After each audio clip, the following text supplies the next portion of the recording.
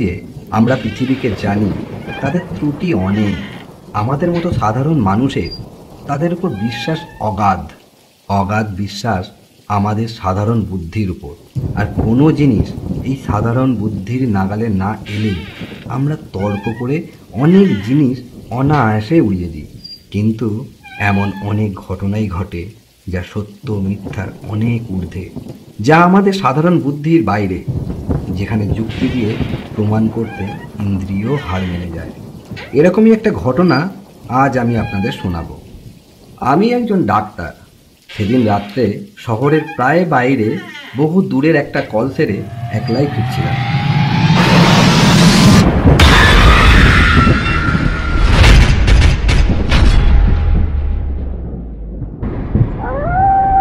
একে দারুণ শীত সে বছর, তার উপর রাত অনেক হওয়ায় ঠান্ডা অত্যন্ত বেশি পড়েছিল।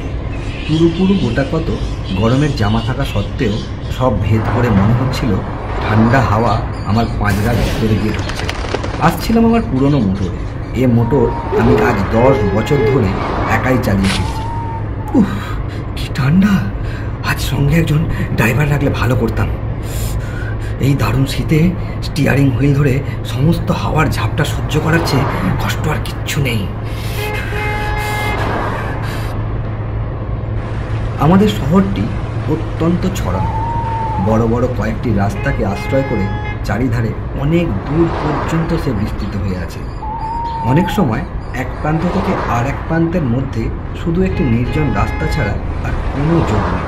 যে রাস্তা দিয়ে আসছিলাম সেটিও অত্যন্ত নির্জন। কি নির্জন জায়গা! রাস্তার ধারে শুধু মাঠ আর মাঠ। একটা বাড়িঘর বলে কিচ্ছু নেই। অবশ্য কেই বা বাড়ি করবে এই নির্জন জায়গা? কি ঠান্ডা রে বাবা! অন্ধকারে অবশ্য সেসব কিছুই দেখা যাচ্ছিল না। আমার মোটরের মিটমিটে আলোর সামনে পথের খানিকটা দেখা যাচ্ছিল মাত্র। যেতে যেতে মনে হচ্ছিল অন্ধকারের সমুদ্রই যেন আমার মোটরের আলোয় কোনো রকমে কেটে চলেছি। শীতের দরুন কষ্ট পেলেও বেশ নিশ্চিন্ত মনেই চলেছিলাম। আমার গাড়িটি পুরনো হলেও মজবুত, বেয়ারাপনা সে করে না। আর আধ ঘন্টা, তারপর বাড়ি পৌঁছে গরম লেপের মধ্যে ঢুকলে তবে শান্তি। আর একটু স্পিড বাড়াই। অন্ধকার রাস্তার নিস্তব্ধতার উপর শব্দের ঢেউ তুলে আমার মোটর চলেছে দ্রুত গতিতে। নিজেকে যথাসম্ভব আবৃত রেখে ভেতরে বসে সমস্ত চিন্তা পরিত্যাগ করে আমি শুধু আমার গরম বিছানাটার আরামের কথাই ভাবছি। ডাক্তারদের মতো পরাধীন আর কেউ নয়। একবার বাড়িতে পৌঁছতে পারলে প্রাণের দায় ছাড়া শুধু পয়সার জন্য আর আমায় কেউ বার করতে পারবে না। এখন কোনো রকমে 20-25 মিনিট কাটলেই হয়।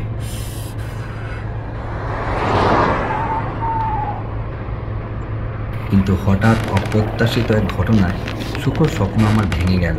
আমার একান্ত সুস্থ সবল মোটর থেকে থেকে অদ্ভুত একরকম ধাতব আর্তনাদ করতে শুরু করেছে। মোটরের এরকম আচরণের কোনো কারণই খুঁজে পেলাম না। আজ দুপুরেই আমার মোটরের ভালো রকম সেবা যত্ন হয়ে গেছে। কোনো রকম রোগের আভাস তার ভেতর তখন ছিল না। হঠাৎ তার এরকম আকস্মিক বিকারের কারণ তবে কি? এই দারুণ শীতের রাত্রে অন্ধকার নির্জন এই পথের মাঝে মোটরের এই বেয়ারাপনায় সত্যি ভীত হয়ে উঠলাম। এখনো প্রায় 7-8 মাইল পথ বাকি। রাস্তার মাঝে মোটর সত্যি অচল হয়ে গেলে করব কি? এই রাত্রে লোক নানান নির্বুদ্ধিতার জন্য এবার নিজের উপরেই রাগ হচ্ছিল। সঙ্গে একজন লোক থাকলে তো বিপদে অনেক সাহায্য পাওয়া যেত। দেখতে দেখতে মোটরের আর্তনাদ আরও বেড়ে উঠল। সঙ্গে সঙ্গে মোটরের বেগও মন্থর হয়ে আসছে বুঝতে পারলাম। মোটর চালানোর সমস্ত বিদ্যা প্রয়োগ করেও সুরাহা কিচ্ছু করতে পারলাম না। কাতরাতে খানিক দূর গিয়ে আমার মোটর রাস্তার মাঝে এক জায়গায় একেবারে থেমে গেল। আর তার নড়বার নাম নেই। চেষ্টার আমি কোনো ত্রুটি করলাম না, কিন্তু আমার পীড়নে অস্ফুটভাবে একটু কাতরোক্তি করে ওঠা ছাড়া আর কোনো সাড়া সে দিল না। কি ঠান্ডা রে বাবা! মোটর ফেলে এই দারুণ শীতের মাঝে 7-8 মাইল জনহীন পথ হেঁটে বাড়ি ফিরবো, কিন্তু এই নির্জন মাঠের মাঝে মোটরে সারা রাত কাটানো যে অসম্ভব। এখন উপায়?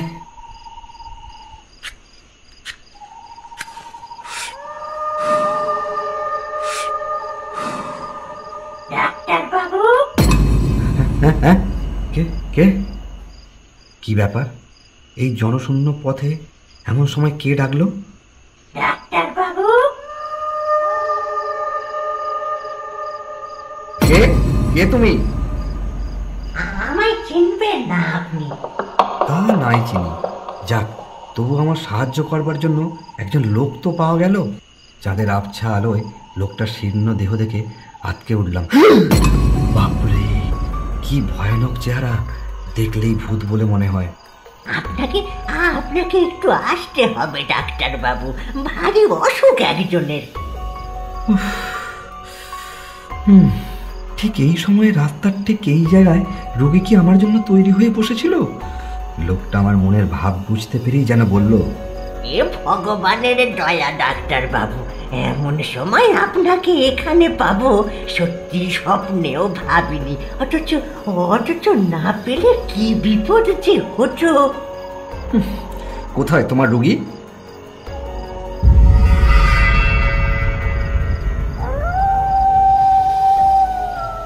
বাবা, এরকম নির্জন প্রান্তরের মাঝে এরকম বাড়ি খুব কমই দেখেছি। হঠাৎ এরকম জায়গায় এমন সময় যাওয়াটাও একটু বিপজ্জনক। তবে শত্রু আমার কেউ তো নেই, এবং সঙ্গে টাকা কড়িও নিতান্তই সামান্য, এই যা ভরসা। তা কি অসুখ? তা জানে না ডাক্তারবাবু, কিন্তু কিন্তু অত্যন্ত সঙ্গীন অবস্থা। তাড়াতাড়ি না গেলে বোধহয় আর বাঁচানো যাবে না। দোহাই আপনাকে, দোহাই ডাক্তারবাবু, একবার আসুন। কোথায় নিজের বিপদ সামলাবো, না হঠাৎ রাস্তার মাঝে মাঝ রাত্রে যেতে হবে পরের চিকিৎসায়। তবু ডাক্তার মানুষ, জীবন মরণের সমস্যা শুনে না গিয়ে কি থাকা যায়? কই চলো।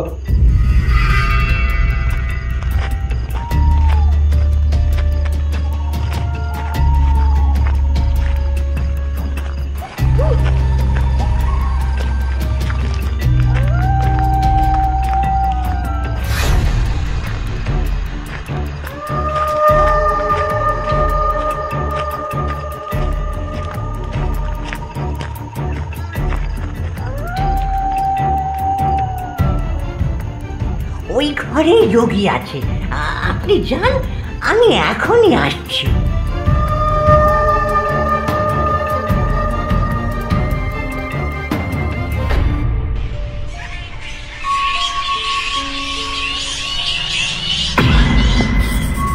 লোকটার কথা মতো সামনের ঘরে এবার গিয়ে ঢুকলাম। ঘরটি আয়তনে বিশেষ বড় নয়, মিটমিট করে একটি বাতি জ্বলছে। সেই আলোতেই অস্পষ্টভাবে দেখা গেল খাটে অত্যন্ত শীর্ণ এক ভদ্রলোক শুয়ে আছেন। আমি ঘরে ঢুকতেই ক্ষীণ স্বরে তিনি বললেন, এসেছেন ডাক্তারবাবু, আপনার দয়া আমি কখনো ভুলবো না। বসুন, ওই ওই মোড়াটাতে বসুন। বলুন এবার আপনার সমস্যা। আগে আগে আমার রোগের কথা শুনুন। আমার রোগ আপনি সারাতে পারবেন ডাক্তারবাবু? পারবেন, পারবেন আমাকে বাঁচাতে? সেই চেষ্টা করাই তো আমাদের কাজ। আর বাঁচবেন নাই বা কেন? বাঁচতেও পারি তাহলে আমি ডাক্তারবাবু। পারেন বই কি? কি এমন হয়েছে আপনার? না, তেমন আর কি হয়েছে, ডাক্তারদের অনেক ক্ষমতা, তাই না? কিন্তু কিন্তু ধরুন, তাতেও যদি আমি না বাঁচি, যদি যদি আজ রাত্রেই আমি মারা যাই। কি জ্বালায় পড়লাম রে বাবা! এদিকে আমার দেরি হয়ে যাচ্ছে, আর ওনার হেয়ালের শেষ নেই। যদি যদি আপনি থাকতে থাকতেই মারা যাই ডাক্তারবাবু, কি হবে তাহলে? কি আপনার ফি দেবে? আচ্ছা, পাগল রোগীর পাল্লায় তো পড়া গেছে। যদি নেহাতি তাই হয়, তাহলে ফি না হয় নাইবা পেলাম। আমরা শুধু ফি এর জন্যই সবসময় আসি না। তা বটে, তা বটে, তা বটে।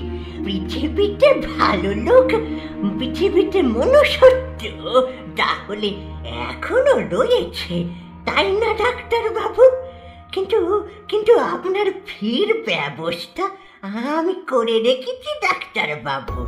হঠাৎ করে যদি আমি মারা যাই, ওই ওই বাক্স খুলে ফেলবেন ডাক্তার বাবু।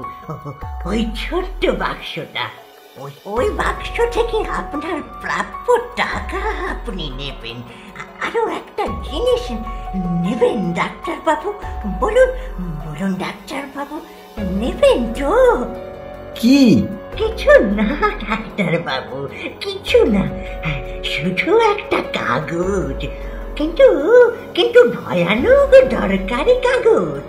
এ কাগজ ওখানে আছে, শুধু শুধু আমি জানি, আর আপনি এখন জানলেন, আর কেউ জানে না।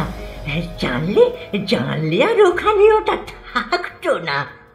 এ বাড়িতে কাউকে দেখতে না পেয়ে আপনি ভাববেন না যে আমার কেউ নেই। আমার অনেক আত্মীয় আছে, কিন্তু তারা ওট পেতে আছে আমার মরার অপেক্ষায়।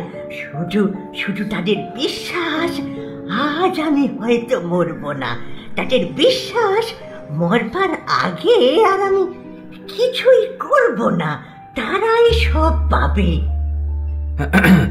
তা বলছিলাম কি আপনার অসুখটা সম্বন্ধে? হ্যাঁ, অসুখ তো দেখবেনি, তার আগে একটা কথা বলেনি। এই কাগজটি আমার উইল ডাক্তার বাবু, আমার ছেলের নামে উইল। সে ছেলেকে আমি ত্যায্যপুত্র করেছিলুম একদিন। কোথায় আছে তাও জানিনি, কিন্তু কিন্তু জানেনি তো, রক্তের জলের চেয়ে ঘন কিছুই নেই। এইবার আমি দেখতে পারি? হ্যাঁ, দেখুন। আমি খাটের কাছে এগিয়ে গিয়ে রোগীর নাড়ি দেখবার জন্য হাতটা তুলে দিলাম, এবং বড় মুহূর্তেই সেই দারুণ শীতের ভেতরেও আমার সমস্ত দেহ ঘামে নিয়ে উঠল। এ কি, এই যে বরফের মতো ঠান্ডা! রোগী মৃত। শুধু মৃত হলে এতখানি আতঙ্কের আমার বোধহয় কারণ থাকতো না, কিন্তু ব্যাপার যে আলাদা। ডাক্তারি শাস্ত্রে যদি কিছু সত্য থাকে, তাহলে এই রোগী এইমাত্র কখনোই মারা যায়নি। তার মৃত্যু হয়েছে অনেক আগে, কয়েক ঘন্টা আগে। সমস্ত দেহ তার কঠিন। উন্মাদের মতো আরো খানিকক্ষণ আমি পরীক্ষা করলাম। না, ভুল আমার হতেই পারে না। কিন্তু তাহলে এ ব্যাপারের অর্থ কি? তখন কিন্তু স্থিরভাবে কোনো চিন্তা করার ক্ষমতা আমার নেই। এমন সময় চোখ গেল ব্যক্তির মুখের উপর, আর মনে হলো আতঙ্কে বিস্ময়ে আমার বুকের স্পন্দন বোধহয় যেন থেমে যাবে এক্ষুনি। হঠাৎ জানলার কাছে বাতিটা দপ দপ করে নিচে উঠে নেমে গেল। প্রান্তরের মাঝে নিস্তব্ধ নির্জন বাড়িতে এই ভয়ঙ্কর অবস্থায় আমি একা। এই বাতির আলোটুকুই যেন আমার একমাত্র সহায় ছিল। তাও নিভে যেতে আমি ছুট্টে ঘর থেকে বেরিয়ে পড়লাম। না!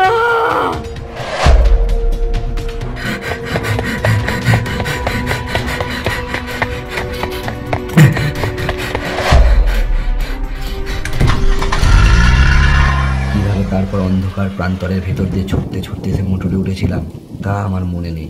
মোটর চালিয়ে শহরের মাঝ বরাবর আসবার পর আমার যেন স্বাভাবিক জ্ঞান ফিরে এলো। সবচেয়ে আশ্চর্যের ব্যাপার মনে হলো মোটরের এই চলা।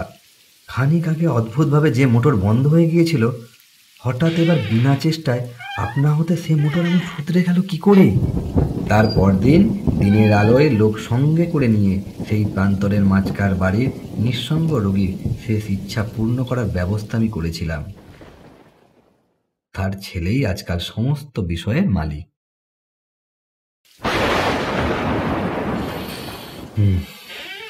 সেদিনকার রহস্যের স্বাভাবিক মীমাংসা আমি এখনো করতে পারিনি।